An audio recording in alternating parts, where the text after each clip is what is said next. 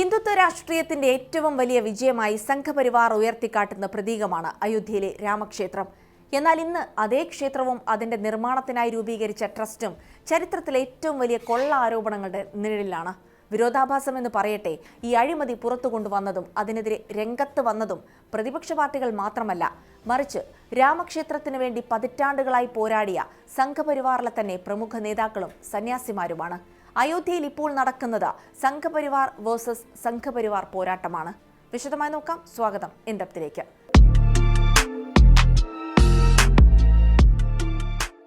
1949 ബാബറി മസ്ജിദിനുള്ളിൽ രാമവിഗ്രഹം സ്ഥാപിച്ച അഭിരാം ദാസിന്റെ ശിഷ്യനാണ് സന്യാസി ധരംദാസ്. 4 പതിറ്റാണ്ടോളം ഈ കേസിൽ നിയമ പോരാട്ടം നടത്തിയ രാമജന്മഭൂമി പ്രസ്ഥാനത്തിന്റെ മുൻനിരയിലുണ്ടായിരുന്ന 70-കാരനായ ഇതേ ധരംദാസ് തന്നെയാണ് ഇന്ന് സ്വന്തം പ്രസ്ഥാനത്തിന് നേരെ വിരൽ ചൂണ്ടുന്നത്. ഭക്തർ സമർപ്പിച്ച കോടിക്കണക്കിന് രൂപയുടെ പണവും 1000 കിലോഗ്രാമിലധികം വരുന്ന സ്വർണ്ണ വെള്ളി ആഭരണങ്ങളും ക്ഷേത്ര ട്രസ്റ്റിന്റെ കീഴിലുള്ള ജീവനക്കാർ ചേർന്ന് തട്ടിയെടുത്തു എന്നാണ് അദ്ദേഹം ആരോപിക്കുന്നത്. 2019 സുപ്രീം കോടതി വിധിക്ക് ശേഷം രാമക്ഷേത്ര നിർമ്മാണത്തിനായി ഏകദേശം 3500 കോടി രൂപയാണ് പൊതുജനങ്ങളിൽ നിന്നും സംഘപരിവാർ സംഘടനകൾ പിരിച്ചെടുത്തത്. ഇതിനു പുറമെ ദിവസേന ലക്ഷക്കണക്കിന് രൂപയുടെ സംഭാവനകളും വരുന്നുണ്ട്. ട്രസ്റ്റിന്റെ അക്കൗണ്ടന്റായിരുന്ന മഹിപാൽ സിംഗ്, മുൻ കർസേവകൻ സന്തോഷ് ദുബെ, പ്രാദേശിക ജ്വല്ലറി അസോസിയേഷൻ എന്നിവരെല്ലാം കോടികളുടെ അഴിമതി നടന്നു എന്ന് സാക്ഷ്യപ്പെടുത്തുന്നു.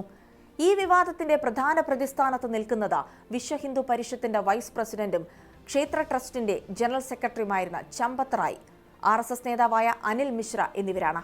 ചമ്പത് റായ് അയോധ്യയിലെ യഥാർത്ഥ സന്യാസിമാരെയും പ്രാദേശിക നേതാക്കളെയും അവഗണിച്ചുകൊണ്ട് ക്ഷേത്രത്തിന്റെ ഭരണം പൂർണ്ണമായി VHPയുടെ കൈപ്പിടിയിൽ ഒതുക്കാൻ ശ്രമിക്കുകയാണെന്നാണ് ഉയരുന്ന പ്രധാന പരാതി. സംഘപരിവാറിനുള്ളിലെ ഈ ഭിന്നത എത്രത്തോളം രൂക്ഷമാണെന്ന് മുതിർന്ന നേതാക്കളുടെ പ്രതികരണങ്ങളിൽ നിന്ന് വ്യക്തമാണ്. ബജ്രംഗ് ദൾ സ്ഥാപകനും മുൻ BJP MPയുമായ വിനയ് കത്യാർ ട്രസ്റ്റ് ഭാരവാഹികളായ ഗോപാൽ റാവു ഉൾപ്പെടെയുള്ള RSS നേതാക്കളെ കള്ളന്മാർ എന്നാണ് വിശേഷിപ്പിച്ചത്. ഈ അഴിമതി വാർത്തകൾ പുറത്തു വന്നതോടെ RSS നേതൃത്വം വലിയ പ്രതിസന്ധിയിലാണ്. വരാനിരിക്കുന്ന ഉത്തർപ്രദേശിലെ നിർണായകമായ നിയമസഭാ തെരഞ്ഞെടുപ്പിൽ ദലിത് പിന്നാക്ക വിഭാഗങ്ങൾക്കിടയിൽ സംഘടനയ്ക്കുള്ള സ്വാധീനത്തെ ഇത് തകർക്കുമെന്ന് പേര് വെളിപ്പെടുത്താത്ത ഒരു മുതിർന്ന RSS നേതാവ് സമ്മതിക്കുന്നുണ്ട്. ബ്രാഹ്മണർ ഭക്തരെ കൊള്ളയടിക്കുന്നു എന്ന തരത്തിലുള്ള പഴയ ആക്ഷേപങ്ങൾ ശരിവെക്കുന്ന രീതിയിലാണ് ട്രസ്റ്റിന്റെ ഉയർന്ന ജാതിക്കാരായ ഭാരവാഹികളുടെ അഴിമതിയെന്ന് അദ്ദേഹം ഭയപ്പെടുന്നു. 2021 ഭൂമി ഇടപാടുമായി ബന്ധപ്പെട്ട ഈ ട്രസ്റ്റിനെതിരെ അഴിമതി ആരോപണം ഉയർന്നിരുന്നു. അന്ന് ഉത്തർപ്രദേശ് സർക്കാർ അന്വേഷണം പ്രഖ്യാപിച്ചെങ്കിലും അതിന്റെ റിപ്പോർട്ട് ഇതുവരെ പുറത്തുവിട്ടിട്ടില്ല.